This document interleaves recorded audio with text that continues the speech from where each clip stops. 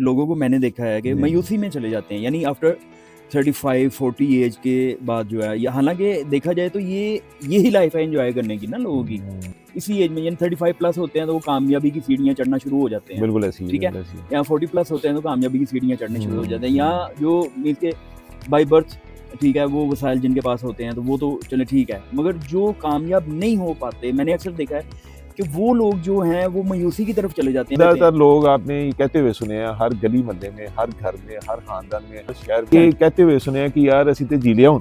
हाँ बिल्कुल। अब हम बच्चों के लिए जी रहे हैं, वो जिंदगी के रंगों को एंजॉय नहीं करते। हाँ, त्योहार जो आते हैं, ईद आ गई, जैसे कोई मतलब बच्चों के लिए कुछ ले लिया और अपने लिए कॉम्प्रोमाइज किया, और बिल्कुल, बड़ी ऐसी बातें चलती हैं। ये बेसिकली होता है ये उम्र भाई कि स्ट्रेस आई, स्ट्रेस गई, ठीक है, ठीक है, फिर भी आप खुश नहीं हुए, ठीक है, ये प्रॉब्लम है।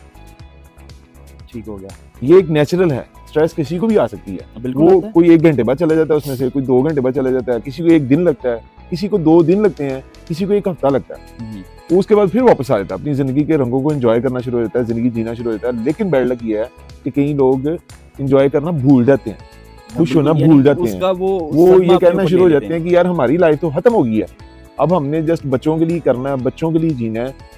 ठीक है, ये सिर्फ और सिर्फ इसके लिए आपको मेडिकेशन लेनी पड़ेगी। ये ऐसे ही है कि जैसे एक इंसान पे कोई लोड पड़ता है, वो हड्डी फ्रैक्चर हो जाती है, ठीक है, तो उसका ट्रीटमेंट लिया जाता है। हमारी यहाँ बैड लक ये है कि लोग साइकियाट्रिस्ट के पास नहीं जाते, साइकोलॉजिस्ट के पास नहीं जाते अपनी थेरेपी लेने के लिए। पे आप अगर एंजाइटी की बात करते हैं, जैसे मैंने बताया ना, पास्ट में जो रहता है वो डिप्रेशन है, बिल्कुल, जो हमेशा फ्यूचर में रहता है। अच्छा लायक होता है कि यार वो मेरे साथ ऐसा ना हो जाए, मैं ये करूंगा तो ये ना हो जाए। डर अक्सर लोगों में आपने देखा था, वो एंजाइटी, और उसका भी इलाज साइकियाट्रिस्ट, साइकोलॉजिस्ट के पास है। आप उनसे अपॉइंटमेंट लें, उनके पास जाएं, और यकीनी इलाज, ये कोई मसला ही नहीं आज के दौर। प्रॉब्लम क्या है कि हड्डी फ्रैक्चर होने पे तो हम हड्डी जोड़ के पास चल जाते हैं, ठीक है, लेकिन अगर आपके दिमाग में कोई प्रॉब्लम आ गई है, कोई टेंशन घुस गई है, निकल नहीं रही, या आप फ्यूचर की टेंशनों में हैं और आप उसको मान ही नहीं रहे कि ये एंजाइटी है, आप डॉक्टर के पास जा ही नहीं रहे, तो कैसे खत्म होगी? ये भी है, आप जाएंगे, मेडिसिन लेंगे, कंसल्टेंसी लेंगे, तो आप बेहतर हो जाएंगे। ये बेसिकली हमारे यहाँ पे कॉमन लोगों में पाया जाता है, तो वो हंसना भूल जाते हैं। 95% लोगों में देखा है मैंने। एग्जैक्टली, अगर आपकी रिसर्च है कि आप जहाँ लोगों में उठे बैठे हैं, आपने कॉमन ये बातें सुनी है। मैंने आजकल इनफैक्ट के छोटे बच्चों में भी ये चीजें देखी हैं, यकीन मानिए टीन एज के बच्चे जी लिया, जितना जी लिया, हाँ जी लिया, बड़ा जी लिया, काम में घुसे हुए हैं, तो वो अपना काम ही करते जा रहे हैं। कॉमन हमारे इधर उधर की खबर ही नहीं है। हमारे कॉमन ये मिथ है कि मैंने जी लिया, मैंने तो बड़ी टेंशनें झेल ली हैं, वो क्या है, वो पास्ट में है हमेशा।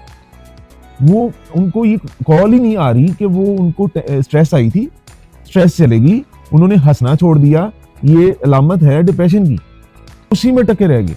अब वो ठीक कैसे करनी है? कॉल टू साइकियाट्रिस्ट, डॉक्टर के पास जाना, डॉक्टर के पास जाएं, मेडिसिन लें, ठीक हो जाएंगे।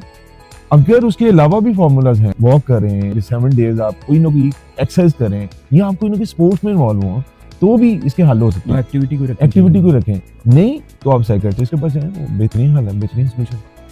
Thank you. वो भी